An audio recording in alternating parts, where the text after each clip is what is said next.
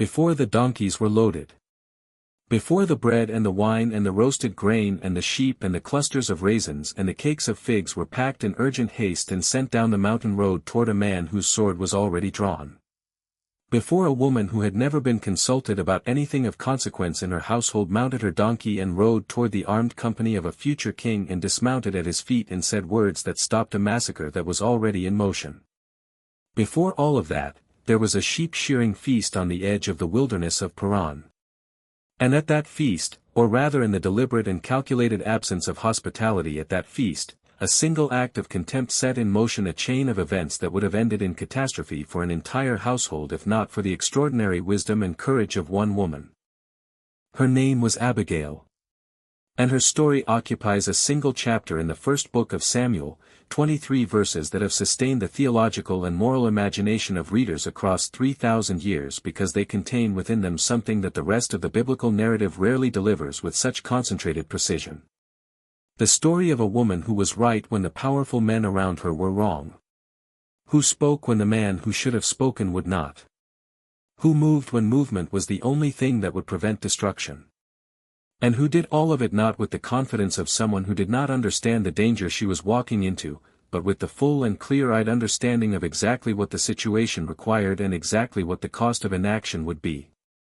To understand Abigail's story, to feel the full weight of what she did and why it mattered, we must understand the context in which it happened. The political and personal situation of David at this specific moment in his life was one of the most precarious of his entire pre-royal career. He had been anointed by Samuel in Bethlehem.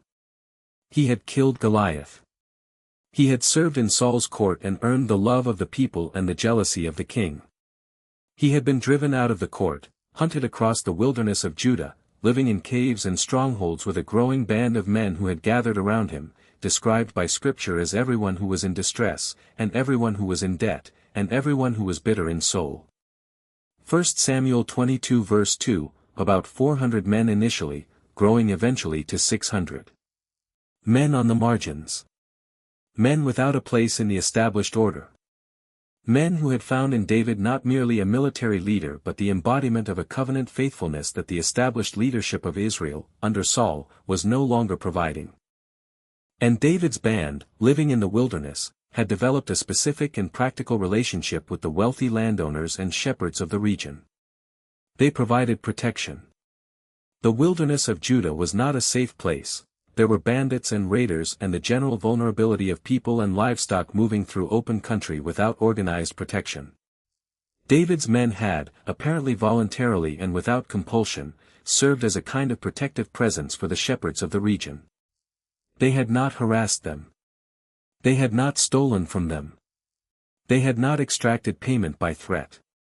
They had simply been there, armed men in the wilderness who treated the shepherds well and ensured that neither the shepherds nor their flocks were bothered by anyone else.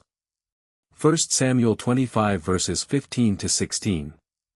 This was the relationship that existed between David's band and the household of Nabal, a very wealthy man who had 3,000 sheep and 1,000 goats, and who was shearing his sheep in Carmel. 1 Samuel 25 verse 2, shearing time was the great moment of agricultural abundance in the ancient shepherd's calendar, the annual harvest of the sheep's fleece, accompanied by celebration and feasting and the generous sharing of the season's prosperity. In the ancient Near Eastern cultural code, shearing time was specifically the moment when a wealthy man expressed his generosity, when guests were fed, when the less fortunate received a portion of the abundance, when the communal nature of the agricultural community found its most visible expression in food and hospitality shared freely from the overflow of a successful season. David heard that Nabal was shearing his sheep. And David sent 10 young men. And David said to the young men, "Go up to Carmel, and go to Nabal and greet him in my name. And thus you shall greet him, peace be to you, and peace be to your house, and peace be to all that you have. I hear that you have shearers. Now your shepherds have been with us, and we did not harm them, and they missed nothing all the time they were in Carmel. Ask your young men, and they will tell you. Therefore let my young men find favor in your eyes, for we come on a feast day. Please give whatever you have at hand to your servants and to your son David." 1 Samuel 25 verses 5 to 8. The request was reasonable by every standard of the ancient Near Eastern social code. David was not demanding payment for services rendered. He was not threatening consequences for refusal. He was sending a greeting of peace and making a polite request, on a feast day, to a wealthy man who had benefited from the protection David's band had provided, for whatever Nabal had at hand. The language was deferential, "Your servants, your son David." The request was the kind of request that any man of honor in Nabal's position would have recognized as both legitimate and easily fulfilled. He had 3,000 sheep. He was in the middle of a prosperous shearing. He had everything he needed and more. A reasonable response would have been a generous sharing of the feast's abundance. But the man's name was Nabal, and he was harsh and badly behaved.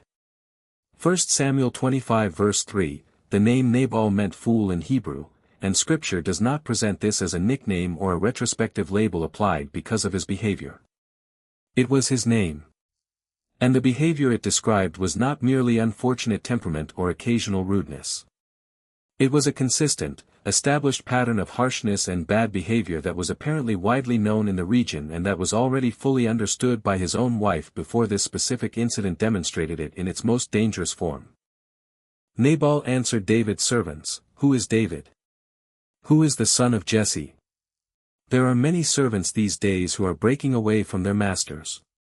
"Shall I take my bread and my water and my meat that I have killed for my shearers and give it to men who come from I do not know where?" 1 Samuel 25 verses 10 to 11, Who is David? The question was not a genuine inquiry about David's identity. Nabal knew who David was. Every person in that region knew who David was. He was the man who had killed Goliath. He was the man whom all Israel and Judah loved. 1 Samuel 18 verse 16, he was the man who had served Saul faithfully and had been driven into the wilderness by the king's jealousy. The question who is David was not a question. It was a dismissal, a public, deliberate, calculated insult delivered to the messengers of the man who had been protecting Nabal's shepherds in the wilderness. A servant breaking away from his master.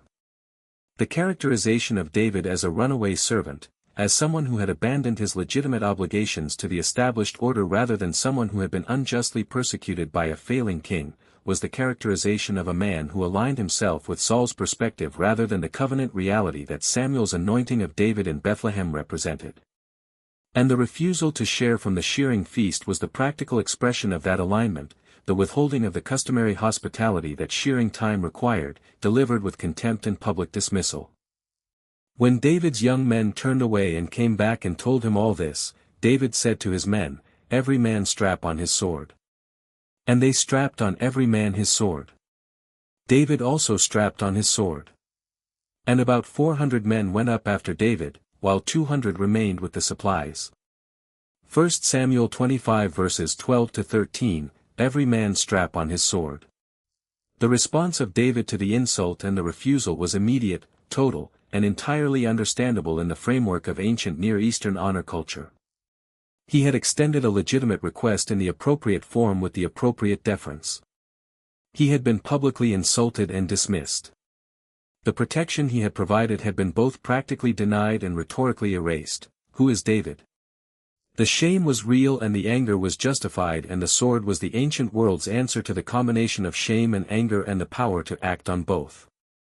And David said, "Surely in vain have I guarded all that this fellow has in the wilderness, so that nothing was missed of all that belonged to him, and he has returned me evil for good. God do so to the enemies of David and more also, if by morning I leave so much as one male of all who belong to him." 1 Samuel 25 verses 21 to 22, by morning I leave so much as one male of all who belong to him. 400 men. Swords drawn. Moving down the mountain road toward Nabal's household. The decision was made. The oath had been sworn. The momentum of righteous anger combined with the military capacity to act on it was moving toward a household that did not yet know it was in danger. And then a young man, one of the servants of Nabal's household, went to Abigail, Nabal's wife. 1 Samuel 25 verse 14, the servant went to Abigail. Not to Nabal. The servant who understood what was about to happen went to the person in the household who was capable of doing something about it. He told her everything: David's messengers, Nabal's dismissal, the certain consequence. And he said something about Nabal that revealed how completely the household understood its master's character and how completely they had already concluded that Abigail was the person of genuine capability in the family. He said, "He is such a worthless man that one cannot speak to him." 1 Samuel 25 verse 17. One cannot speak to him. The servant's assessment of Nabal was not merely criticism. It was a practical analysis of the situation, a recognition that the person who would normally be responsible for addressing a crisis of this magnitude was not capable of being reasoned with, consulted, or relied upon to do what the moment required. And the implicit conclusion of that analysis was equally clear: if one cannot speak to Nabal, then someone else must act. And in this household, the someone else was Abigail. Then Abigail made haste. 1 Samuel 25 verse 18. Those three words contain within them the entire character of the woman who would save her household. She did not deliberate. She did not wait for Nabal to change his mind or for the situation to resolve itself or for someone else to take responsibility for a crisis that her husband had created. She did not sit in her tent and pray that David's anger would cool before the 400 men arrived. She made haste. She understood the situation, she assessed what was required, and she moved, with the urgent, purposeful, organized efficiency of someone who had been thinking clearly when everyone else was either paralyzed by fear or incapable of reason. Then Abigail made haste and took 200 loaves and 2 skins of wine and 5 sheep already prepared and 5 seahs of parched grain and 100 clusters of raisins and 200 cakes of figs, and laid them on donkeys. And she said to her young men, "Go on before me. Behold, I am coming after you." But she did not tell her husband Nabal. 1 Samuel 25 verses 18 to 19. The inventory of what Abigail gathered is specific and detailed and communicates the scale of the response she was organizing, not a token gesture of conciliation but a genuinely substantial provision, the kind of feast that David had originally and reasonably requested from a man who had 3,000 sheep at shearing time. 200 loaves. 2 skins of wine. 5 prepared sheep. 5 seahs of roasted grain, approximately 60 pounds of it. 100 clusters of raisins. 200 cakes of figs. The abundance of the provision communicated the seriousness of Abigail's understanding of what was at stake. She was not trying to minimize David's insult with a minimal response. She was correcting it with a generous one. She laid them on donkeys. She sent her young men ahead with the provision. She herself would follow. And she did not tell Nabal. The decision not to tell Nabal was not merely a practical acknowledgement that the servant had already declared him impossible to speak to. It was a judgment, the judgment of a woman who understood that the man who had created this crisis was not capable of contributing to its resolution, and that telling him would not produce help but would almost certainly produce obstruction. The silence about her plan was not a deception in the ordinary sense. It was the responsible action of a person who had the capability to address a crisis that her husband had created and who was not going to allow his incapacity to prevent the action that would save the household he had endangered. And as she rode on the donkey and came down under the cover of the mountain, behold, David and his men came down toward her, and she met them. 1 Samuel 25 verse 20, she met them on the road. The encounter between Abigail on her donkey with her provision-laden train of servants and David with his 400 armed men moving toward her household was the encounter between everything that was about to happen and the one thing that might prevent it. The timing was everything, and the timing was the product of Abigail's haste.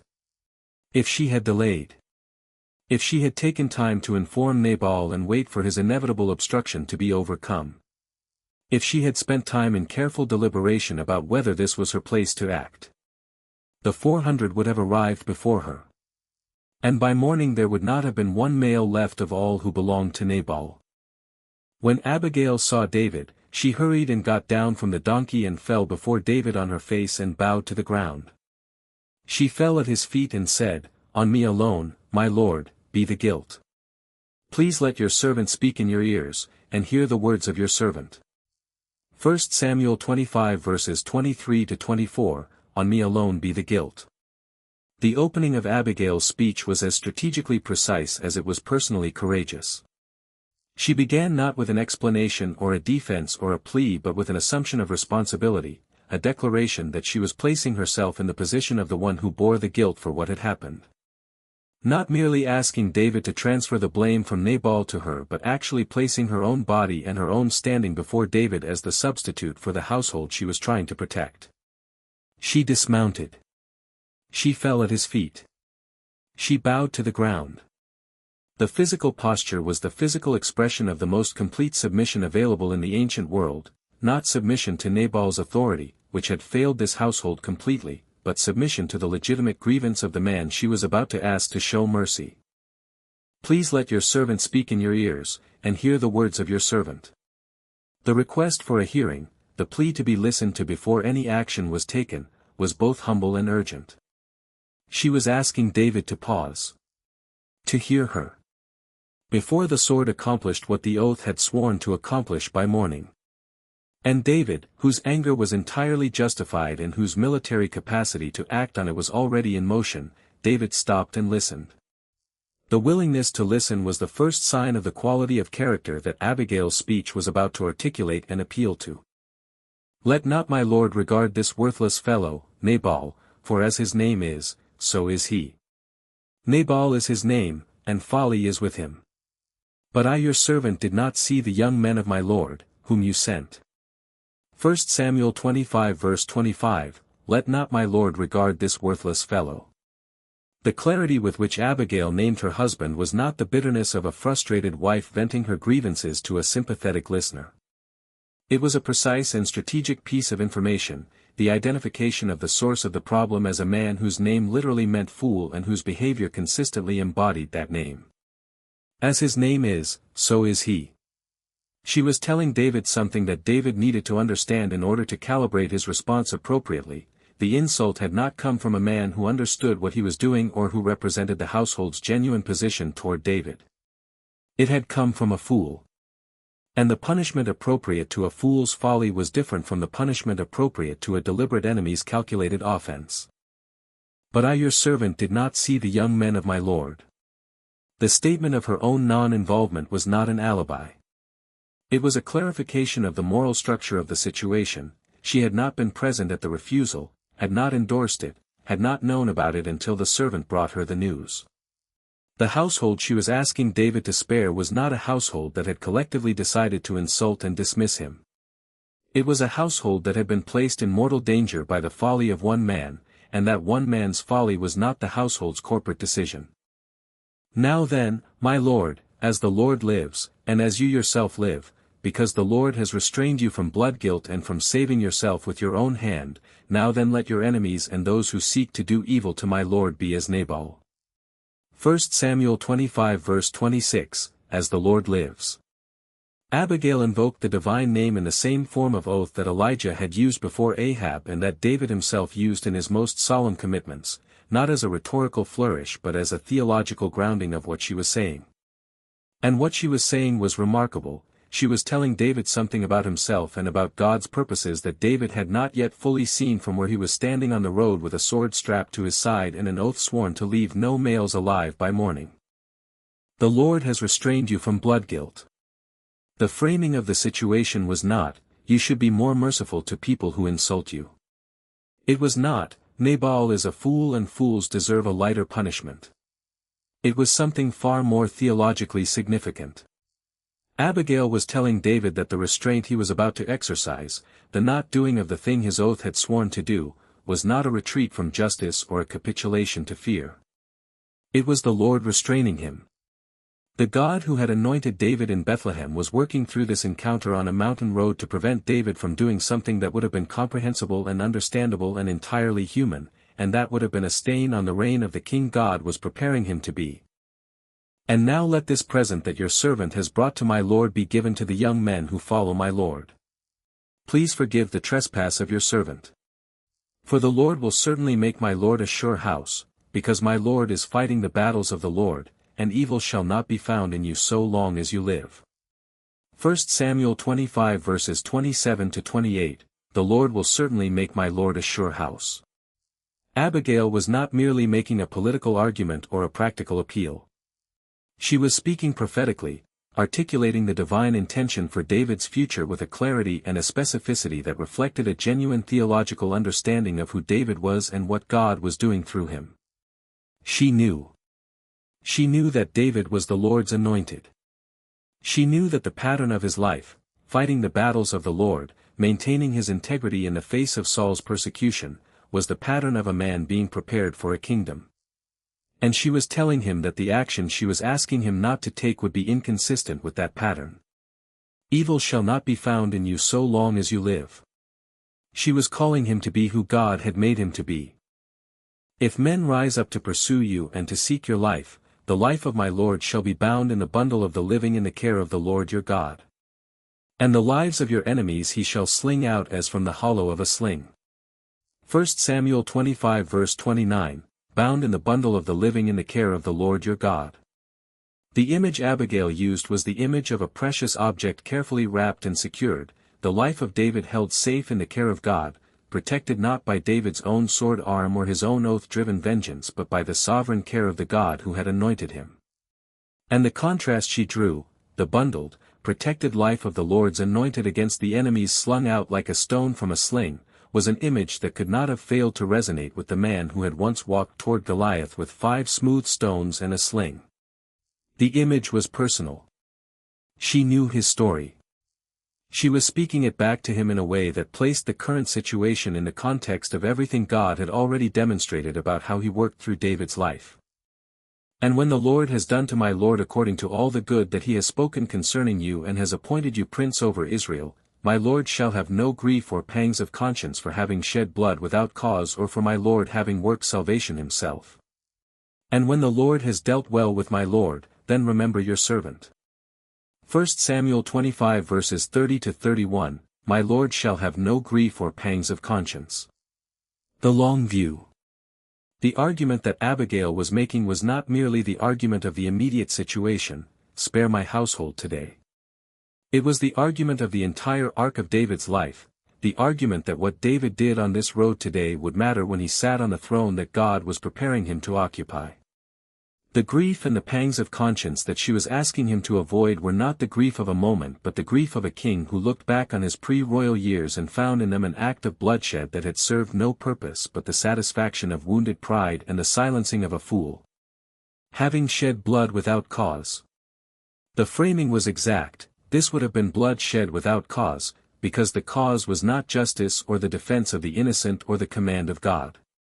The cause was the anger of a man whose legitimate request had been handled with contempt by a man whose name was fool. And when the Lord has dealt well with my Lord, then remember your servant. The final request was so understated in the context of everything else Abigail had just said that it might almost be missed. Remember your servant. Not, reward me. Not, make me queen. Not, acknowledge publicly what I have done. Remember your servant. The woman who had organized a substantial provision, who had ridden urgently down a mountain road to intercept 400 armed men, who had dismounted and bowed to the ground and delivered one of the most theologically sophisticated and personally courageous speeches in the entire Old Testament, asked only to be remembered. Then David said to Abigail, Blessed be the Lord, the God of Israel, who sent you this day to meet me. Blessed be your discretion, and blessed be you, who have kept me this day from blood guilt and from working salvation with my own hand. 1 Samuel 25 verses 32 to 33, Blessed be the Lord who sent you this day to meet me. David's response to Abigail was the response of a man who had just heard the truth about himself and his situation and had recognized it as truth, not because it was comfortable but because it was accurate. The God of Israel had sent Abigail. The encounter on the road was not coincidence or fortunate timing. It was divine provision, the same sovereign providence that had worked through every circumstance of David's life to prevent him from doing the thing that would have stained the reign God was preparing him to occupy. Blessed be your discretion. The specific quality that David blessed in Abigail was her discretion, the Hebrew word ta'am, meaning taste, judgment, wisdom, the quality of perceiving rightly and responding rightly. He was not merely thanking her for the food or for the timely intervention. He was recognizing and naming the specific quality of intelligence and wisdom that had produced the timely intervention, the capacity to read a situation accurately, to understand what was at stake, to know what was required, and to act on that knowledge with courage and efficiency. Blessed be your discretion. The quality that had saved his household was the quality that her husband conspicuously lacked. For as the Lord, the God of Israel, lives, who has restrained me from hurting you, unless you had hurried and come to meet me, truly by morning there had not been left to Nabal so much as one male. 1 Samuel 25 verse 34, unless you had hurried and come to meet me. The acknowledgement was complete and explicit, the haste Abigail had made, the urgency with which she had organized the provision and mounted her donkey and ridden toward the armed company of a future king, had been the specific human action through which the divine restraint had been executed. God had restrained David from blood guilt. And the instrument of that restraint was a woman who had made haste when the situation required it and had spoken when the man who should have spoken would not and could not. Then David received from her hand what she had brought him and said to her, "Go up in peace to your house. See, I have obeyed your voice, and I have granted your petition." 1 Samuel 25 verse 35, Go up in peace to your house. I have obeyed your voice. The language David used, I have obeyed your voice, was striking in its directness. He did not say I have accepted your petition or I have decided to show mercy. He said I have obeyed your voice. The voice of Abigail, the voice that her husband's household had told her the servant could not speak to Nabal, the voice that had dismounted from a donkey and spoken at the feet of an armed man on a mountain road, had been obeyed by the future king of Israel. The woman who had spoken when her husband would not have been heard by the man who needed to hear her. And Abigail came to Nabal, and behold, he was holding a feast in his house, like the feast of a king, and Nabal's heart was merry within him, for he was very drunk. So she told him nothing at all until the morning light. 1 Samuel 25 verse 36, Nabal's heart was merry within him, for he was very drunk. The feast that Nabal had refused to share with David's messengers, the shearing celebration that had been the occasion of his contemptuous dismissal of the future king, Nabal was fully enjoying it himself. Drunk and merry, completely unaware that his contempt had nearly gotten his entire household killed, completely unaware that his wife had ridden urgently down a mountain road and dismounted at the feet of 400 armed men and delivered a speech that saved everything he owned and everyone who served him. He was drunk and merry at a feast like the feast of a king. The irony was total and devastating. And in the morning, when the wine had gone out of Nabal, his wife told him these things, and his heart died within him, and he became as a stone. And about 10 days later the Lord struck Nabal, and he died. 1 Samuel 25 verses 37 to 38, his heart died within him, and he became as a stone.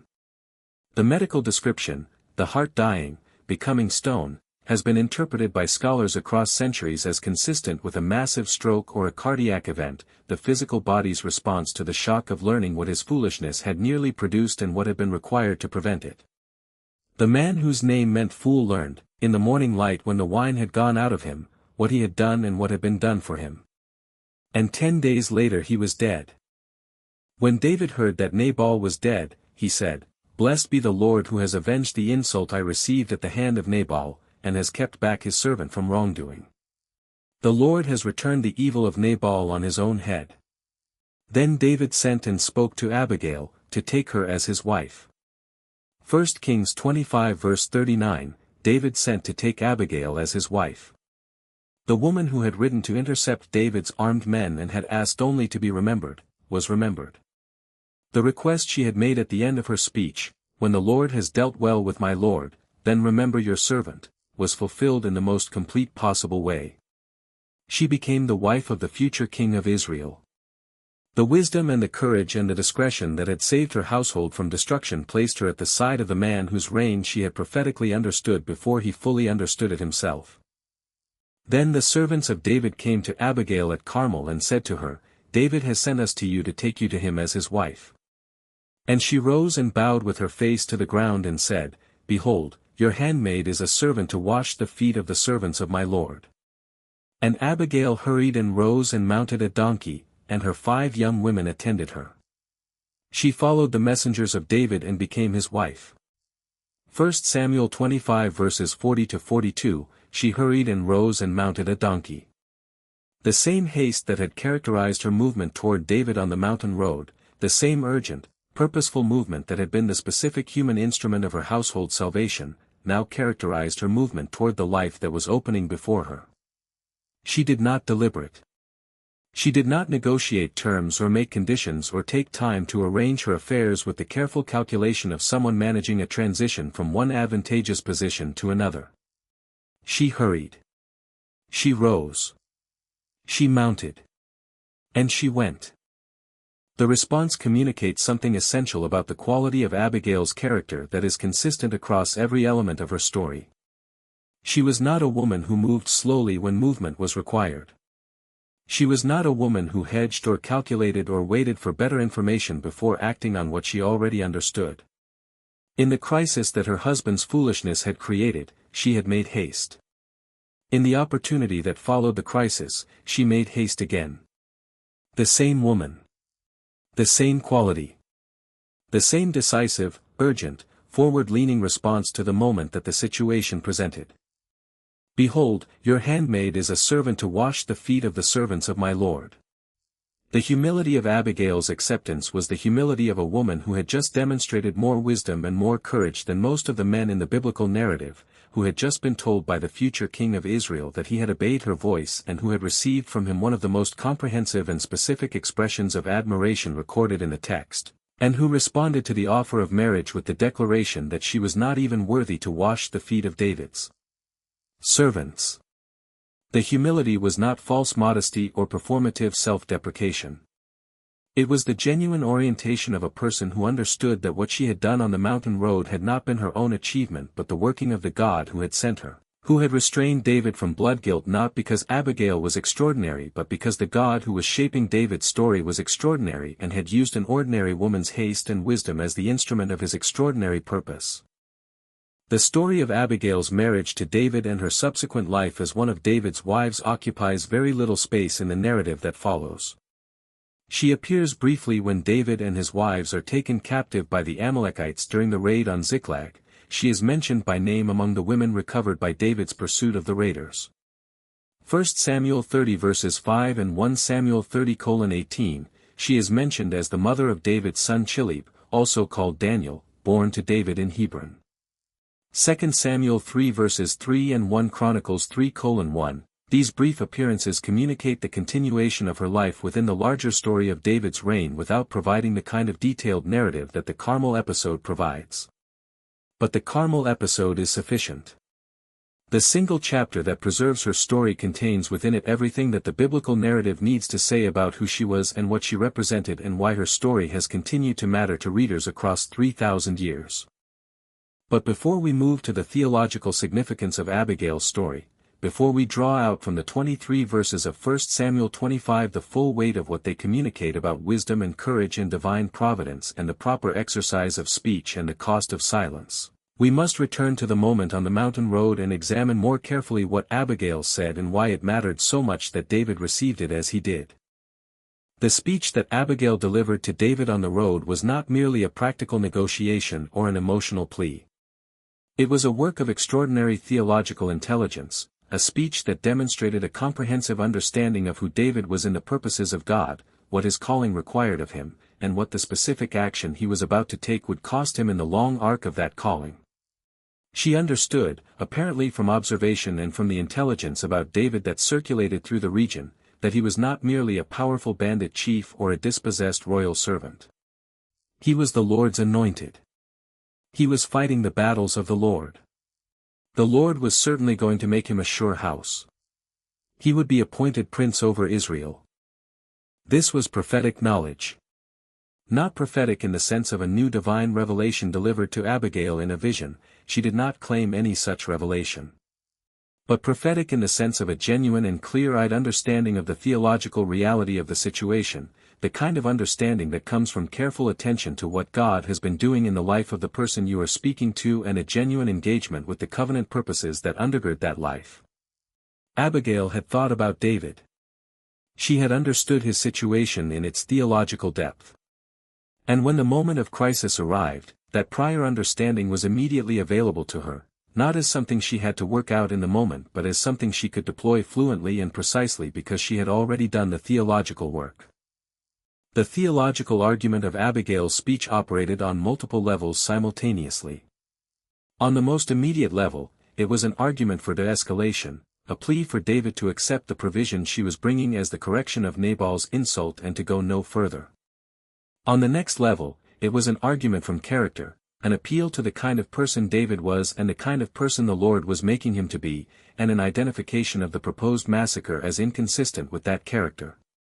On the deepest level, it was an argument about the nature of divine justice and the proper role of human instruments in executing it, an argument that the punishment of Nabal belonged to God and not to David, that the Lord would deal with Nabal in his own way and in his own time, and that David's premature and self-administered vengeance would constitute working salvation with his own hand rather than trusting the God who had called him. Working salvation with his own hand. The phrase is one of the most theologically significant in the entire speech. The temptation to work salvation with one's own hand, to take the execution of justice into one's own possession rather than entrusting it to the God who is the ultimate judge, is not a temptation unique to David on a mountain road in the wilderness of Paran. It is the permanent human temptation of every person who has been genuinely wronged and has the capacity to address that wrong directly. The difference between justice and vengeance is often the difference between waiting for God to act and taking matters into one's own hands. And Abigail was telling David, with theological precision, that what he was about to do was the latter, the working of his own salvation by his own hand, and that it would cost him the grief-free conscience that a king needed to carry into the reign God was preparing him for. Then remember your servant. The understatement of the final request communicates something important about Abigail's understanding of the relationship between her action and any reward that might follow it. She was not bargaining. She was not extracting a commitment from David in exchange for the provision and the speech.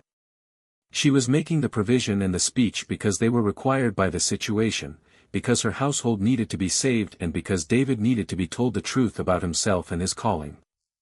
And then, in the quietest possible voice at the end of the most impressive speech in her story, she asked only to be remembered.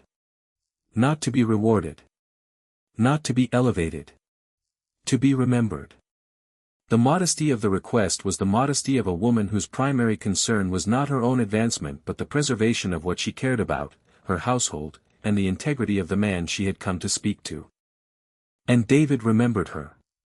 More than remembered. When Nabal died and David heard of it and recognized in the death the hand of the God who had told him through Abigail that divine justice would handle what human vengeance had been restrained from handling, David sent and spoke to Abigail to take her as his wife. 1 Samuel 25 verse 39, the sending and the speaking were the fulfillment of the remember your servant, the recognition by David that the woman who had saved him from blood guilt was the woman he wanted beside him as he moved into the reign that her speech had so clearly and prophetically understood.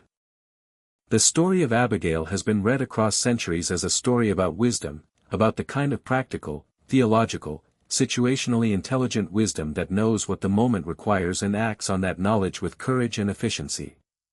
It has been read as a story about the proper exercise of human agency in situations where the established authority has failed, about the specific circumstances in which a person takes action that might seem to exceed the ordinary boundaries of their role because the stakes are too high and the ordinary authority is too compromised to address them. It has been read as a story about divine providence, about the God who works through the haste and the wisdom and the courage of ordinary people to prevent the extraordinary catastrophes that human folly and human anger can set in motion. But perhaps the most important reading of Abigail's story is the reading that takes seriously what she actually said to David and what David actually heard in what she said. She did not tell him something he did not already know at some level. David knew he was the Lord's anointed. David knew that the Lord was making him a sure house. David knew, in the depth of the faith that had always been the most defining characteristic of his relationship with God, that the God who had protected him from Saul and sustained him through the wilderness years was the same God who would deal with Nabal. What Abigail did was bring that knowledge, which David had temporarily lost access to in the heat of his anger and his wounded honor, back into his conscious awareness at the moment when it was most urgently needed. This is perhaps the most important function of the Abigails of the world, the people who speak the truth that the people in power need to hear, not as an external correction imposed from outside but as a reminder of what the person already knows at their best and has temporarily lost access to in the grip of anger or fear or wounded pride or any of the other forces that narrow human vision and prevent people from acting on what they know to be true. Abigail did not give David new theological information. She gave him back the theological understanding that the crisis had temporarily displaced, and she gave it back at the moment when it was the only thing that could prevent the action that his wounded honor and his drawn sword were otherwise going to take. The conversation between David and Abigail on the mountain road was a conversation between the best of David and the best of Abigail, between the king that David was being prepared to be and the wisdom that Abigail carried and deployed in the service of that preparation. And the fact that this conversation happened because a fool refused to share food at a shearing feast and a woman made haste and mounted a donkey is the kind of thing that the book of Esther would call the providence of God working through the apparently ordinary and the apparently accidental to accomplish purposes that could not have been achieved by any other route. The God who sent Abigail to meet David on the road, as David himself identified the sending, was the same God who had been sending the right word at the right moment through the most unlikely instruments across the entire sweep of the covenant story. He sent a woman on a donkey to stop a massacre that 400 armed men were about to execute. He sent her with bread and wine and raisins and figs and a speech that David recognized immediately as the voice of divine wisdom. And he used her haste, the specific, urgent, organized haste of a woman who made no time for deliberation when the situation required action, as the instrument of his restraint of the man who would one day be the greatest king Israel had ever known. The story of Abigail does not exist in isolation in the biblical narrative. It exists within a specific and carefully constructed section of the first book of Samuel, a section devoted to the pre-royal years of David, to the formation of his character in the wilderness under the pressure of Saul's persecution, to the testing of his covenant faithfulness in the most difficult possible circumstances. And within that section, the Abigail episode is positioned with deliberate theological purpose, not merely as an interesting anecdote about a wise woman and a foolish husband, but as one of the defining moments in David's formation as the man after God's own heart. The chapters immediately surrounding the Abigail story tell a coherent story about David's relationship to vengeance and to the execution of judgment on those who had wronged him. In 1 Samuel 24, immediately before the Abigail episode, David had the opportunity to kill Saul in the cave at En-Gedi, to take matters into his own hands and end the persecution that had driven him into the wilderness. And he had not done it. He had cut off a corner of Saul's robe and then been conscience-stricken even about that. He had said to his men, "The Lord forbid that I should do this thing to my Lord, the Lord's anointed, to put out my hand against him, seeing he is the Lord's anointed." 1 Samuel 24 verse 6, he had restrained himself. He had trusted the Lord to deal with Saul in his own time and his own way. And then immediately after the Abigail episode, in 1 Samuel 26, David had a second opportunity to kill Saul, this time in the camp at night, when Saul was sleeping and David and Abishai crept through the sleeping army and stood over the king with his spear planted in the ground beside him. And Abishai said, "God has given your enemy into your hand this day. Now please let me pin him to the earth with one stroke of the spear, and I will not strike him twice." But David said to Abishai, "Do not destroy him, for who can put out his hand against the Lord's anointed and be guiltless?" 1 Samuel 26 verses 8-9, again he restrained himself. Again he trusted the Lord rather than his own hand. The Abigail episode sits between these two instances of David's restraint toward Saul, and it represents the one moment in the sequence where David's restraint almost failed. Not toward Saul, the Lord's anointed, toward whom a specific theological principle of the inviolability of the anointed one governed David's conduct. But toward Nabal, a fool who had insulted him and whose insult carried no particular theological protection. The anger David felt toward Nabal was righteous in its origin and understandable in its intensity. The oath he swore was the kind of oath that ancient Near Eastern honor culture made not merely understandable but almost obligatory. The 400 men with their swords were the natural and expected response of a man in David's position to the specific form of contempt that Nabal had expressed. And yet the restraint that David had exercised toward Saul, the trust in God's timing and God's justice rather than his own hand, was the same restraint that Abigail called him to exercise toward Nabal. The specific form of the restraint was different. Toward Saul, the principle was the inviolability of the Lord's anointed. Toward Nabal, the principle was the avoidance of blood guilt and the avoidance of working salvation with one's own hand. But the underlying theological commitment was the same, the conviction that ultimate justice belonged to God and that David's role was to trust that justice rather than to take it into his own possession through the exercise of superior force. What Abigail did on the mountain road was not merely save her household. She preserved the integrity of the formation that God was working in David across the entire pre-royal period. The David who would sit on the throne of Israel needed to be the David who had learned, through the specific experiences of the wilderness years, that the Lord's timing and the Lord's justice were more reliable than his own anger and his own sword. Every occasion in which David had been restrained from taking justice into his own hands was a deposit in the account of wisdom and covenant faithfulness that would make him the king that God could use for the purposes he had in mind. The Nabal episode was the occasion in which that account almost went into deficit, and Abigail was the instrument through which God prevented the deficit from occurring. The theological structure of the Abigail story connects it not only to the surrounding David narrative but to the broader biblical theme of wisdom and its relationship to power. The book of Proverbs, which the tradition consistently associates with Solomon's wisdom but which draws on a wisdom tradition that predates Solomon and that David's own life embodied in many ways, has much to say about the relationship between the wise and the foolish, about the person whose name might as well be Nabal because their speech and their conduct consistently embody folly, and the person whose discretion and understanding enable them to navigate the dangerous consequences that folly creates. A soft answer turns away wrath, but a harsh word stirs up anger. Proverbs 15 verse 1, the contrast between Nabal's harsh words, who is David? What is the son of Jesse? And Abigail's soft answer on the mountain road is the contrast that Proverbs articulates with such clarity.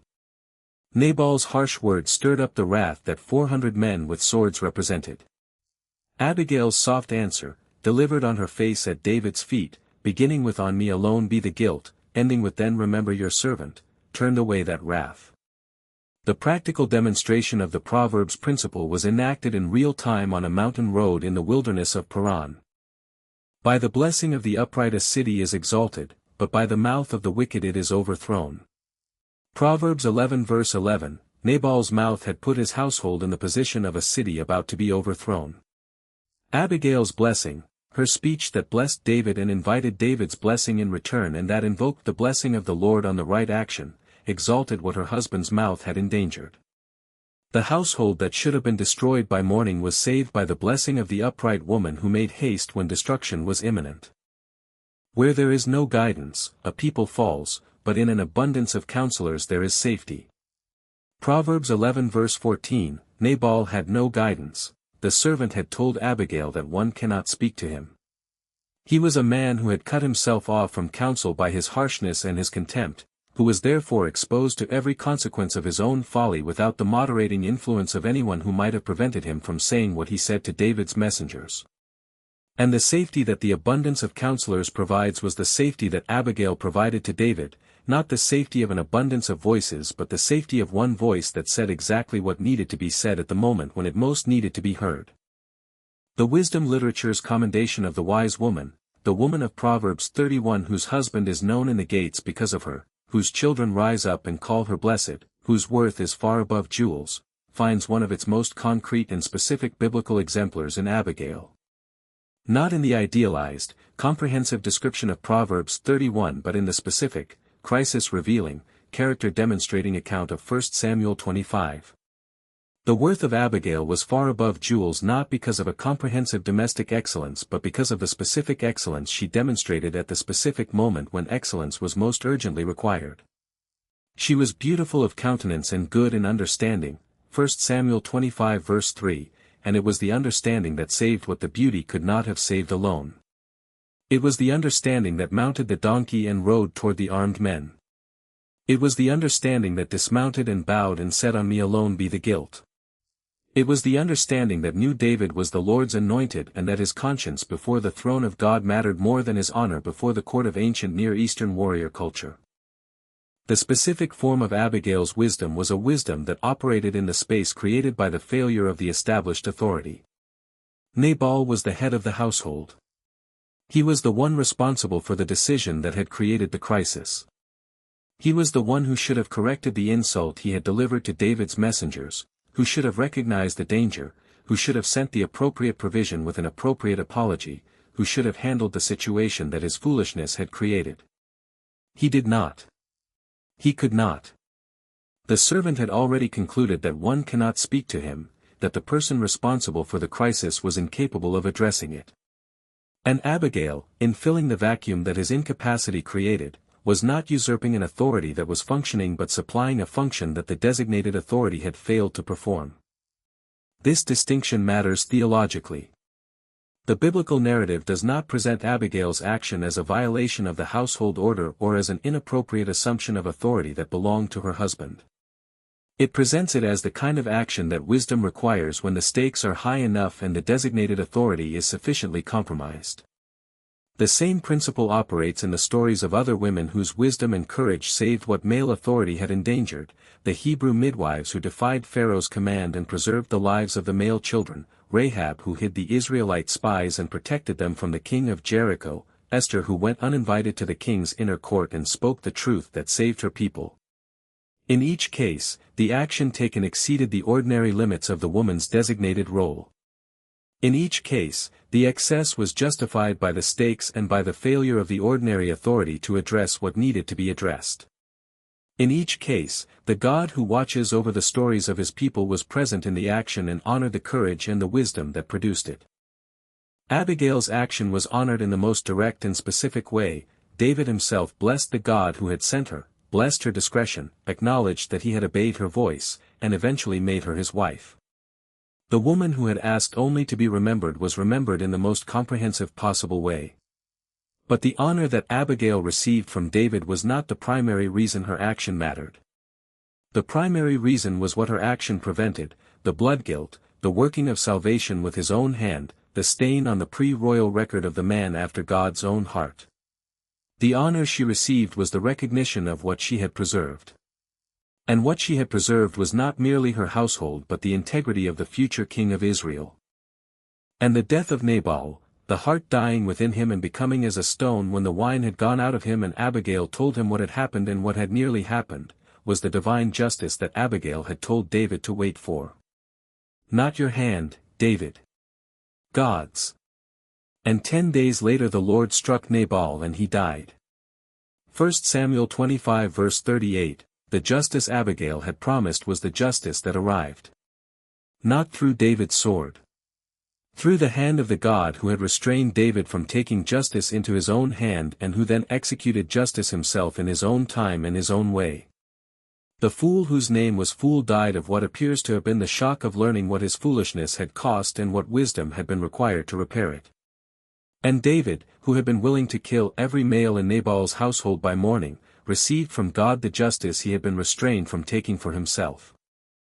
This is the pattern of divine justice that Abigail had articulated on the road, the lives of your enemies he shall sling out as from the hollow of a sling. Not David's sling. The Lord's. The instrument of David's most famous act of courage and faith, the sling that had sent the stone to the forehead of Goliath when all of Israel had been paralyzed by fear, was now the image Abigail used for the divine execution of justice on David's enemies. Not David working salvation with his own hand. The Lord slinging out the lives of his enemies at his own time and in his own way. Abigail had understood the pattern. She had articulated it. And within 10 days of her articulating it, the pattern had been demonstrated with a precision and a swiftness that confirmed everything she had said about the God who was working David's story toward the throne he had prepared for him. The story of Abigail ends in 1 Samuel 25 with her marriage to David and her departure from Carmel to follow the messengers of the man who had obeyed her voice on the mountain road. But the significance of her story does not end there, does not end with the narrative conclusion of the chapter or with the brief subsequent appearances of her name in the larger David story. The significance of Abigail's story has continued to reverberate across the entire subsequent history of biblical interpretation, theological reflection, and the practical wisdom of communities of faith who have returned to her story again and again to find in it resources for thinking about wisdom and courage in speech and silence and the proper exercise of human agency in situations where the stakes are high and the designated authority has failed.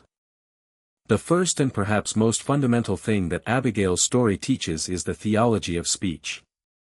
The contrast between the speech that created the crisis and the speech that resolved it, between Nabal's contemptuous dismissal of David's messengers and Abigail's theologically rich and personally courageous address on the mountain road, is a contrast that runs through the entire narrative of 1 Samuel 25 as its organizing principle.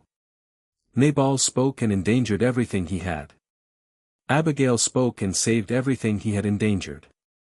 The same instrument, speech, the human capacity to use language to engage with the world and with other people, produced in these two individuals outcomes so opposite that they might seem to belong to different stories entirely. But the contrast is not merely between foolish speech and wise speech, or between harmful speech and helpful speech. It is between speech that is used in the service of the self, speech that expresses the speaker's contempt, the speaker's power, the speaker's indifference to consequence, and speech that is used in the service of others, speech that accepts personal risk in order to accomplish something necessary for the people whose lives hang in the balance. Nabal's speech was entirely self-referential. Who is David? What do I owe him? What is this to me? The pronouns of his dismissal were all singular and possessive: my bread, my water, my meat. Everything belonged to him. Everything was evaluated in terms of what it meant for him. And the speech that organized the world around the speaker's own interests and appetites with no reference to the interests and the needs of others was the speech of the fool whose name was Fool. Abigail's speech was entirely other-directed. On me alone be the guilt.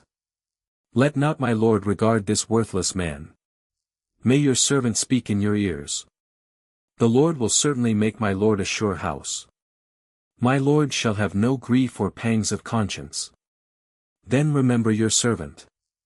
Every sentence was oriented outward, toward David, toward the needs of the moment, toward the prevention of something terrible and the preservation of something good. The pronouns of her address were all about the other: your servants, my lord, your voice, your enemies, your calling, your future. She organized her speech around what David needed to hear rather than around what she needed to say. And the speech that organized itself around the needs of the person being addressed rather than the needs of the person speaking was the speech that changed the situation. The theology of speech that Abigail's story embodies is the theology of Proverbs and of James and of the wisdom tradition across the entire biblical canon, the consistent insistence that words are not merely the expression of interior states but the instruments of consequences, that the tongue is not merely a physical organ but the most powerful tool for good or for destruction available to the human being. The tongue of the wise commends knowledge, but the mouths of fools pour out folly. Proverbs 15 verse 2, Nabal poured out folly. Abigail commended knowledge, the specific, urgent, life-saving knowledge that David needed about himself and his calling and the God who was watching over his story. And the difference between pouring out folly and commending knowledge was the difference between a household destroyed and a household saved.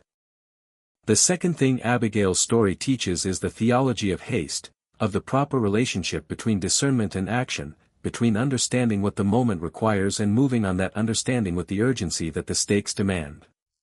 Then Abigail made haste.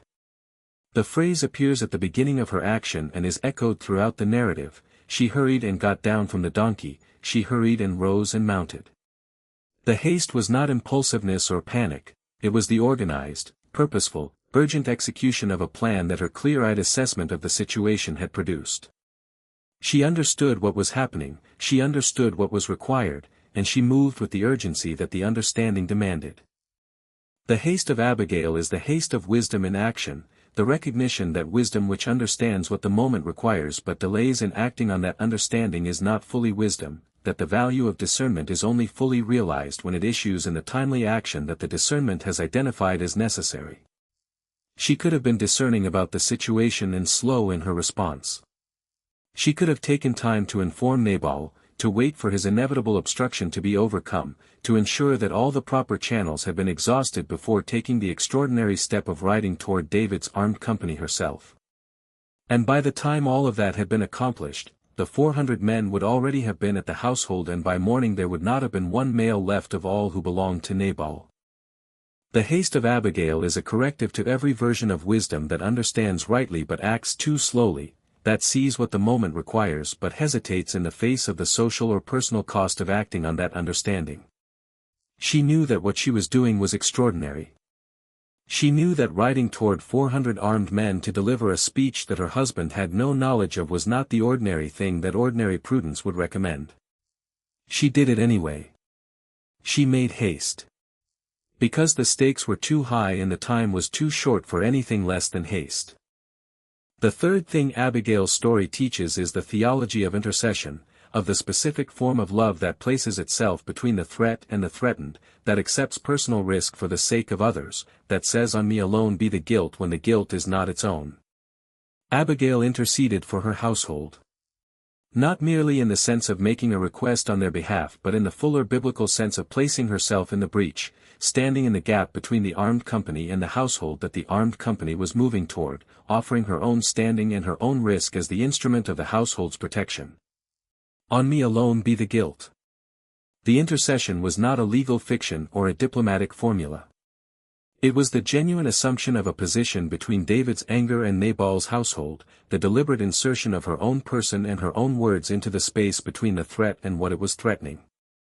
This form of intercession, the placing of oneself in the breach, the willingness to bear the cost of the situation that someone else has created, is the form of love that the New Testament most consistently associates with the character of God revealed in the life and death of Jesus Christ. The letter to the Romans describes Jesus as one who intercedes for the believers at the right hand of God, Romans 8 verse 34, the one who placed himself between the wrath that human sin had made necessary and the human beings who were its subjects, who bore the guilt that was not his own in order to produce the reconciliation that was not otherwise possible. Abigail's on me alone be the guilt was a human and partial reflection of the divine intercession. The woman who placed herself between David's anger and her household's destruction was enacting, in the ordinary and specific circumstances of a sheep shearing feast gone catastrophically wrong, something of the structure of the love that the God of the covenant was always expressing toward his people and would express with definitive completeness in the sacrifice of his Son. The fourth thing Abigail's story teaches is the theology of timing, of the relationship between the moment and the action that the moment requires, of the specific and unrepeatable nature of the opportunity that discernment identifies and haste must seize before it closes. If you had not hurried and come to meet me, David said, truly by morning there had not been left to Nabal so much as one male. 1 Samuel 25 verse 34, the counterfactual was explicit, if not for the haste, the household would have been destroyed. The opportunity to intervene was not a permanent or indefinite opening. It was a narrow window between the moment the servant brought Abigail the news and the moment David's company arrived at the household. And the window was only open long enough because Abigail had moved the moment the window opened. The theology of timing in Abigail's story echoes the theology of timing throughout the biblical narrative, the consistent pattern of the God who works through moments that are available for a specific time and then close, who invites action in windows that are open and who does not promise that the windows will remain open indefinitely. Esther's window was the access to the king's inner court that her position as queen provided, and Mordecai's urgency about using that window before it closed was the same urgency that the servant's report produced in Abigail. For such a time as this. The same recognition of a moment that is here now and will not be here if action is delayed. Abigail acted for such a time as this, for the specific, unrepeatable, closing window of the time between the servant's report and the arrival of 400 men at the household. And the fifth and perhaps deepest thing that Abigail's story teaches is the theology of the secondary cause, of how God accomplishes his purposes through the actions of human beings who are responsive to what the moment requires and willing to act on that responsiveness regardless of personal cost. David said, "Blessed be the Lord, the God of Israel, who sent you this day to meet me." 1 Samuel 25 verse 32, God sent Abigail. Not in the sense of a direct divine command or a prophetic commission or an angelic announcement, Abigail received none of these. She received a servant's urgent report, and she responded to it with the full deployment of the wisdom and the courage and the organizational capacity that God had given her.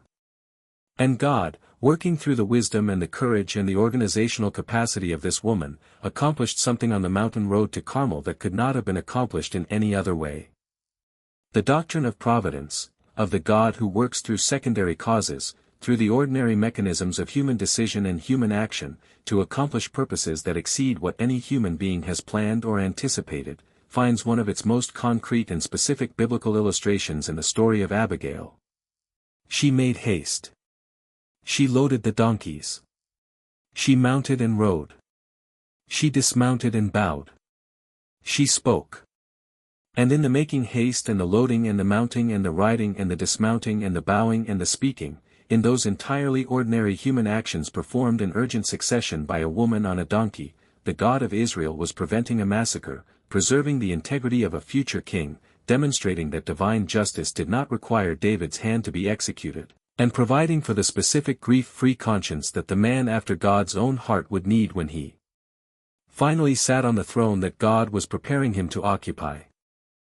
The story of Abigail is a story about a woman who saved her household by speaking when her husband would not. But it is also, at its deepest level, a story about the God who uses the speech of the willing to accomplish what the silence of the unwilling or the incapable would have left undone. Who sends Abigails when the Nabals have created the crises that the Nabals cannot resolve. Who opens windows of opportunity for action and places the urgency of that action in the hearts of the people whose wisdom and courage and haste are exactly what the moment requires. Who works through the dismounting and the bowing and the on me alone be the guilt to restrain the swords and prevent the blood guilt and preserve the integrity of the ones he is preparing for purposes that only become fully visible in retrospect. Abigail was beautiful of face and good in understanding. 1 Samuel 25 verse 3, Scripture gave both descriptions, the external and the internal, the visible and the invisible, the beauty that could be seen and the understanding that could only be known through what it produced in a crisis. And it was the understanding that mattered. It was the understanding that made haste. It was the understanding that mounted the donkey. It was the understanding that bowed at David's feet and said, "On me alone be the guilt." It was the understanding that knew David was the Lord's anointed and that his conscience before God mattered more than his honor before men. It was the understanding that said, "Then remember your servant," in the quietest possible voice at the end of the most courageous speech the wilderness of Paran had ever heard. And she was remembered. By David. By the biblical text that preserved her story in a single chapter of 23 verses that have not stopped speaking across 3,000 years of human history. By every reader who has ever come to 1 Samuel 25 and found there the portrait of a woman who saw clearly when the people around her were blinded by folly and anger, who moved urgently when the moment required urgency, who spoke truthfully when truth was the only thing that could prevent catastrophe, and who asked for nothing in return except to be remembered. She is remembered. By the text. By the tradition. By every person who has ever been in a situation where the established authority has failed and the moment requires action and the question is whether to make haste or to wait for someone else to act. She is remembered by every person who has ever had to speak a hard truth to a powerful person in the hope that the powerful person would hear it and respond with the wisdom that the moment required. She is remembered by every person who has ever been the instrument through which a crisis created by someone else's foolishness was resolved, who has loaded the donkeys and mounted and ridden toward the thing that everyone else was fleeing from, because the stakes were too high and the window was too narrow, and the God who sends Abigails was counting on this one to make haste. She made haste. And it was enough. Because it was exactly what was needed. And the God who needed it had given her exactly the wisdom and the courage and the organizational capacity and the theological understanding to provide it. And he had opened the window at exactly the right moment. And she had made haste before it closed.